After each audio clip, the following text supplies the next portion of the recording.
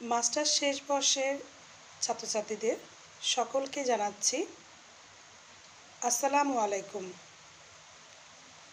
আমি নাজমা আক্তার, প্রভাষক, বাংলা, সরকারি বিএল কলেজ। আজকে তোমাদের সামনে আমি যে বিষয়ে উপস্থাপন করব সেটি হচ্ছে প্রমথ চৌধুরীর প্রবন্ধ গ্রন্থ। আজকে প্রমথ চৌধুরীর প্রবন্ধের মূল বিষয় এবং তার লেখনীর স্টাইল কীরূপ সে সম্পর্কে এবং প্রাবন্ধিক সম্পর্কে আলোচনা করব। প্রথমে আসি প্রমথ চৌধুরী সম্পর্কে, তার ব্যক্তিজীবন। প্রমথ চৌধুরী 1868 সালের 7ই আগস্ট জন্মগ্রহণ করেন।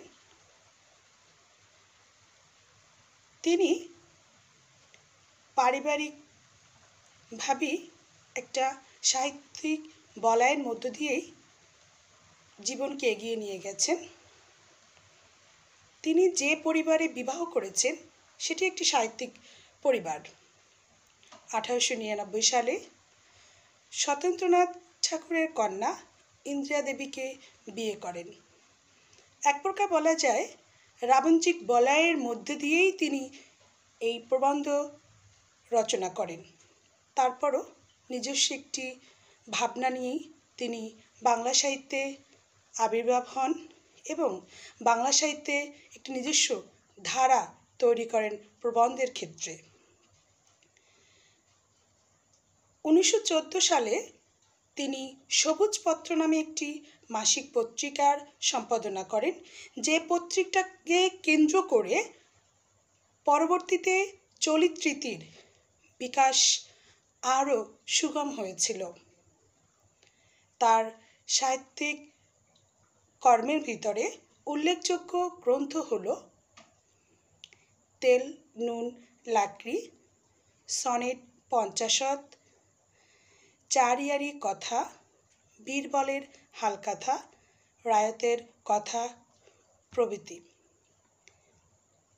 এবার আজকে আমি যে প্রবন্ধগুলোর উপরে আলোচনা করব সেই উল্লেখযোগ্য প্রবন্ধগুলো হলো বঙ্গ সাহিত্যের নবযুগ, সবুজপত্রের মুখপত্র, সবুজপত্র, সাহিত্যে খেলা, বই পড়া, কথার কথা, বঙ্গভাষা বনাম বাবু বাংলা ওরফে সাধু ভাষা, যৌবনে দাও রাষ্ট্রিকা। এই সফল প্রাবন্ধিকের নিজস্ব একটি ধারা বাংলা সাহিত্যে ছিল, যাকে আমরা প্রমথ চৌধুরীর স্টাইল বলেই অভিহিত করে থাকি। প্রথমে আমি প্রমথ চৌধুরীর রচনারীতির যে বৈশিষ্ট্য সেগুলো একে একে তোমাদের সামনে উপস্থাপন করছি। তোমরা সেটি মনোযোগ সহকারে অনুসরণ করবে। আমি প্রথমে তার রচনারীতির যে বৈশিষ্ট্যগুলো বলবো, তার প্রথম যে বৈশিষ্ট্য আমি বলছি সেটি হচ্ছে তিনি সাধারণ মানুষের ভাষাকে বাংলা সাহিত্যে বিশেষ করে প্রবন্ধের ক্ষেত্রে তিনি প্রয়োগ করেছেন, যেটা অবশ্যই সেই ভাষাটা একেবারেই গ্রামীণ মানুষের লোকের ভাষা নয়। সেই ভাষাটা অনেকটাই শুদ্ধ এবং যাকে আমরা বলি মান ভাষা, যেটি বাংলা সাহিত্যে চলিত ভাষা, বাংলা ভাষা আমরা চলিত ভাষা বলে অভিহিত করে থাকি। সেটি তিনি প্রয়োগ করেছেন তার সাহিত্যের ক্ষেত্রে। এরপরে দ্বিতীয় সেটি হচ্ছে একই শব্দের অর্থগত বৈষম্য দিয়ে বিদ্রূপাত্মক মনোভাবকে লেখনীর মাধ্যমে উপস্থাপন। এটি তার অসাধারণ একটি ক্রিয়া, যে একই শব্দ তিনি অর্থগত বৈষম্য সৃষ্টি করেছেন এবং তার মাধ্যমে বিদ্রূপাত্মক একটি মনোভাবকে তিনি সেই একই শব্দকে বারবার ব্যবহার করে সেটি উপস্থাপন করেছেন। যদি আমি সবুজপত্র প্রবন্ধের একটি চরণ দিয়ে বুঝিয়ে বলি তাহলে সেটি ছিল এরূপ: রং রূপও বটে, রূপকও বটে, এক রূপ এবং রূপক কাছাকাছি, শুনতে একই রকম লাগছে। আরেকটি, তিনি শব্দের ধ্বনিগত ঐক্য বজায় রাখার সবসময় চেষ্টা করেছেন, যে ধ্বনিগত একটি ঐক্য যাতে সর্বদা লেখনীর মধ্যে বিদ্যমান থাকে। যেমন সুশিক্ষিত লোক মাত্রই স্বশিক্ষিত, এরকম চরণগুলো তিনি তার প্রতিটা প্রবন্ধে প্রায় খুঁজে পাওয়া যাবে। এছাড়া পূর্বসূরিদের ভাবগম্ভীরময় সাধুভাষা এবং ক্রিয়াপদের যে একঘেয়েমি সেটাকে দূর করে তিনি বাংলা ভাষাকে একটি বিশেষ মর্যাদায় উন্নীত করতে সক্ষম হয়েছেন। পরবর্তী একটি বৈশিষ্ট্য হলো, তিনি রাবীন্দ্রিক বলয়ের মধ্যে ছিলেন, এটা আমি পূর্বেই বলেছি, কারণ রবীন্দ্র পরিবারের সঙ্গে তার বৈবাহিক সূত্রে আত্মীয়তা ছিল। তারপরও বলবো, তিনি রাবীন্দ্রিক বলয়ের মধ্যে থাকা সত্ত্বেও তিনি রবীন্দ্রনাথের গদ্যরীতি অবলম্বন করেননি। যে গদ্যরীতি অবলম্বন করেছেন সেটা বাংলা ভাষা, বাংলা সাহিত্যে একান্তই প্রমথ চৌধুরীর, বীরবলের। তিনি রাবীন্দ্রিক বলয়ের মধ্যে থেকে গদ্যরীতিকে স্বাতন্ত্র্য রূপ দিতে সক্ষম হয়েছেন। তার যুক্তিপূর্ণ চিন্তা, অনুভূতি, মার্জিত বাক বৈধত্য, শ্লেষাত্মক ক্ষুরধারা বাংলা সাহিত্যে একটি বিশেষ নতুন সুর সংযোজন করেছিল।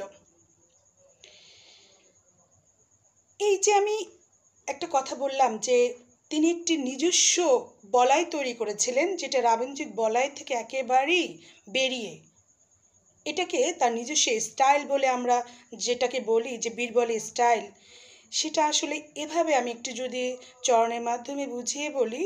যেমন কথার কথা প্রবন্ধে তিনি বলেছেন, তর্ক জিনিসটি আমাদের দেশে তরল পদার্থ, দেখতে না দেখতে বিষয় হতে বিষয়ান্তরে গড়িয়ে যাওয়াটা তার স্বভাব। এই যে কথা বলার স্টাইলটা, এটা একেবারেই বীরবলের স্টাইল, এটা কারো কাছ থেকে অনুসরণ কিংবা অনুকরণ নয়। এর পরবর্তী যে প্রমথ চৌধুরীর যদি আমি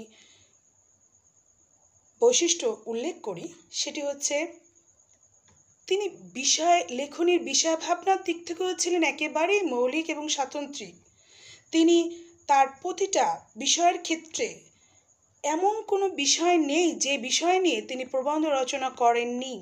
তিনি প্রত্নতত্ত্ব থেকে একেবারে সমসাময়িক রাজনীতি সকল বিষয়কেই মোটামুটি তার প্রবন্ধের বিষয় হিসাবে অবলম্বন করেছিলেন।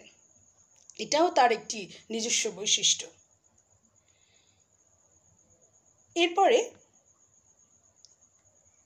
তিনি যে বিষয়গুলো নিয়ে কথা বলেছেন সেটি হতে পারে একেবারেই সাধারণ, একেবারেই সমসাময়িক রাজনৈতিক বিষয়, কিন্তু বিষয়গুলো সাধারণ এবং সকলের নিকট পরিচিত হলেও তিনি যেটি লিখেছেন সেটি একেবারেই তার নিজস্ব ভাবনা এবং কারো কাছ থেকে সেটা অনুকরণ কিংবা অনুসরণ করেননি, একেবারেই তার মৌলিক ভাবনা। অর্থাৎ বিষয়ের দিক থেকেও তিনি একটি নিজস্বতা বৈশিষ্ট্য বজায় রাখতে সক্ষম হয়েছিলেন। এরপরে তার আরেকটি মৌলিক তার আরও যে বৈশিষ্ট্যগুলো আছে সেগুলো আমি একের পর এক বলে দিচ্ছি। এরপর যেটা নিয়ে আলোচনা করছি সেটি হচ্ছে, তিনি মানুষের নিজস্ব মুখের ভাষাকে সাহিত্যে স্থান দিতে চেয়েছেন, কেননা তিনি বিশ্বাস করেন যে যে ভাষায় কথা বলা হয় সেই ভাষায় লিখতে পারলে লেখা অনেক বেশি প্রাণবন্ত হয়। কারণ তিনি বিশ্বাস করেন মুখের ভাষা এবং লেখনের ভাষার মধ্যে যদি পার্থক্য থাকে তাহলে সেই লেখাটা প্রাণ পায় না। এটা তার বিশ্বাস এবং সেই বিশ্বাস থেকেই তিনি তার প্রবন্ধে সবসময় সেটা প্রয়োগ করার চেষ্টা করেছেন।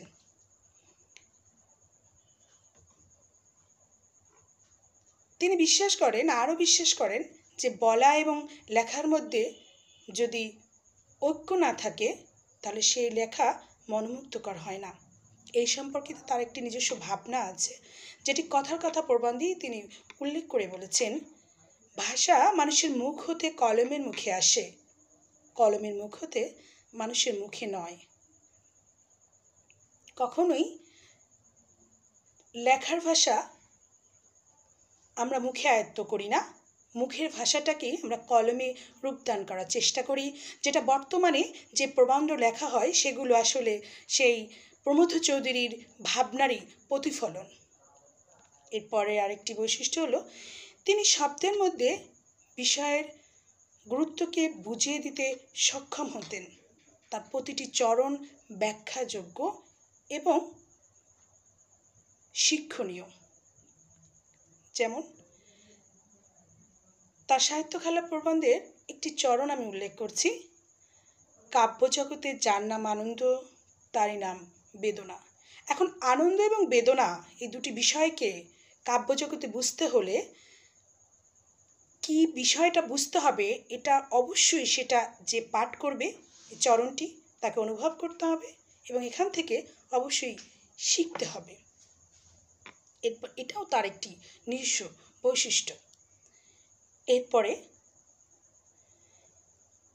তার আরেকটি বৈশিষ্ট্য হলো তিনি মানুষের মুখের ভাষাকে সাহিত্যে স্থান দিতে চাইলেও সে ভাষা আবার আলালি হুতুমি যে ভাষার মতো নয়, সে ভাষা হবে একেবারেই বিশুদ্ধ রূপ, যা সাহিত্যের ভাষাকে করবে সমৃদ্ধ, যাকে আমরা বাংলা ভাষায় বলে থাকি চলিত ভাষা বা মান ভাষা। তিনি এটার প্রতি অনেক বেশি গুরুত্ব আরোপ করেছেন। এটাও তার একটি নিজস্ব বৈশিষ্ট্য। তিনি ভাষার মধ্যে অলঙ্কার ব্যবহার করেছেন প্রচুর। তার এই অলঙ্কারের ভাষা সাহিত্যিক ভাষাকে করেছে উন্নত। এটা যে বৈশিষ্ট্যগুলো বললাম সেগুলো হচ্ছে প্রমথ চৌধুরীর নিজস্ব স্টাইল। এটা গেল তার রচনা রীতি। এরপর প্রমথ চৌধুরীর সাহিত্য নিয়ে ভাবনা, তিনি কি ভাবেন, তার ভাবনা কি, তিনি সাহিত্যকে কিভাবে দেখেন, কিভাবে ব্যাখ্যা করেন, সেগুলো আমি অল্প অল্প করে তোমাদের সামনে উপস্থাপন করছি। তার সাহিত্য সম্পর্কে ভাবনা এরকম একটি ভাবনা আছে, সাহিত্যের উপাদান হচ্ছে মানব জীবন ও প্রকৃতি। মানব জীবনের সঙ্গে যার ঘনিষ্ঠ সম্বন্ধ নেই তা সাহিত্য নয়। তিনি বিশ্বাস করেন মানব জীবনের সাথে ওতপ্রোতভাবে জড়িয়ে আছে সাহিত্য। তিনি আরও বিশ্বাস করেন জ্ঞানের প্রদীপ যেখানেই জ্বালানো হোক না কেন তাহার আলোক চারদিকে ছড়াইয়া পড়িবে। মনোজগতে বাতি জ্বালানোর জন্য সাহিত্য চর্চার বিশেষ প্রয়োজন রয়েছে। সাহিত্য চর্চার গুরুত্ব কতটুকু সেটা তিনি প্রতিটা মুহূর্তে বলার চেষ্টা করেছেন। এখন আমি তোমাদের সামনে প্রবন্ধের আলোকে তার সাহিত্যিক ভাবনাগুলো তুলে ধরছি। বুদ্ধিদীপ্ত রচনার যে ধারা আধুনিক বাংলা সাহিত্যকে সমৃদ্ধ করেছে, সেই ধারার অন্যতম একজন চিন্তাশীল লেখক হলেন এই প্রমথ চৌধুরী, যিনি বিশ্বাস করেন প্রকৃতি জগৎ, মানব জগৎ, শিল্পের অন্তর্জগৎ এই তিনের সমন্বয় সৃষ্টি হয় আদর্শ সাহিত্য। সাহিত্যের উদ্দেশ্য সকলকে আনন্দ দান করা, কারো মনোরঞ্জন করা নয়। কারণ যদি কারো মনোরঞ্জনের জন্য সাহিত্য রচিত হয় তবে সেই সাহিত্য তার নিজস্ব সাহিত্যগুণ হারিয়ে ফেলে। তিনি বিশ্বাস করেন মনোরঞ্জন করতে গেলে সাহিত্য স্বধর্মচ্যুত হয়ে পড়ে। এটা তিনি সাহিত্যখালা প্রবন্ধেই এভাবে বলেছেন, শিক্ষার উদ্দেশ্য হচ্ছে মানুষের মনকে বিশ্বের খবর জানানো, সাহিত্যের উদ্দেশ্য মানুষের মনকে জাগানো। তার মানে হচ্ছে শিক্ষা এবং সাহিত্য দুটো ভিন্ন কাজ করে থাকে।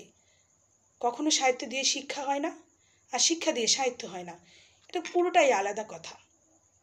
তিনি বিশ্বাস করেন সাহিত্যের উদ্দেশ্য আনন্দ দান করা, শিক্ষা তার নয়। সাহিত্য মানুষের মনের মুক্তি ঘটায়। বঙ্গ সাহিত্যের নবযুগ প্রবন্ধে প্রবন্ধকার মনে করেন পূর্বে সাহিত্যে দুই একজন সাহিত্যিকের দখলে ছিল, কিন্তু নতুন যুগে সাহিত্য সাধনার ক্ষেত্রে সাধারণের কোনো নিষেধ নেই, সেখানে সকলেই গমন করতে পারে, প্রবেশ করতে পারে। তবে তিনি মনে করেন সাহিত্য গণমানুষের দখলে গেলে তাতে সমস্যা নেই, যদি তার সাহিত্যিক গুণ বজায় থাকে। তিনি মনে করেন যে সাহিত্যের সংখ্যা বাড়বে, সংখ্যা বাড়ার সঙ্গে সঙ্গে যেন তার মান ক্ষুণ্ণ না হয়।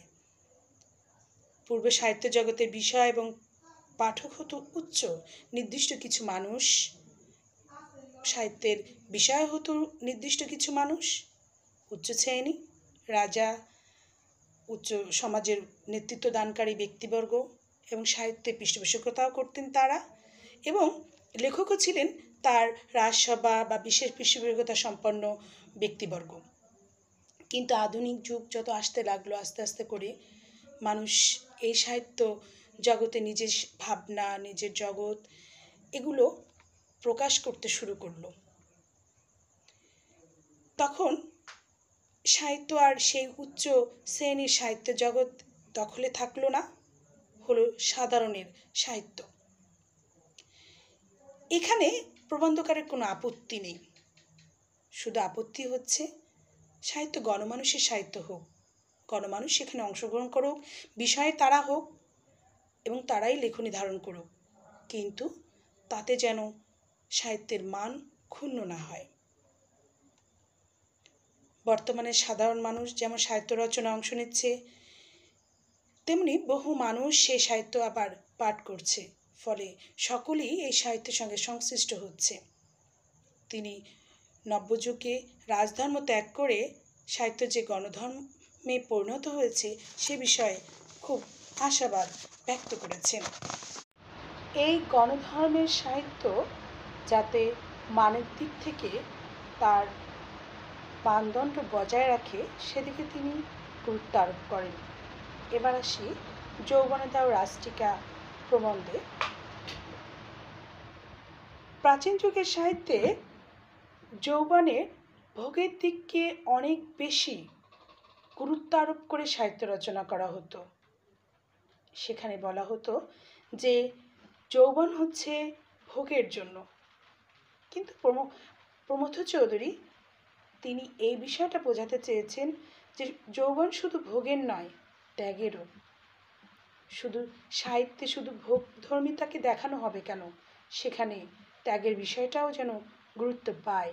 সাহিত্য তার যেন অশ্লীলতায় পরিপূর্ণ না হয়, শ্লীলতা হয়, সেই বিষয়ে সাহিত্যিকদের প্রতি মনোযোগ আকর্ষণ করেছেন। তিনি প্রাচীনকালের সাহিত্যের বিশেষ করে যৌবনের যে ভোগধর্মিতা সেটাকে ত্যাগ করে যৌবনের একেবারেই যে সকলের জন্য করার যে মানসিকতা, এই মানসিকতাকে কেন্দ্র করে সাহিত্য রচনার জন্য গুরুত্ব আরোপ করেছেন।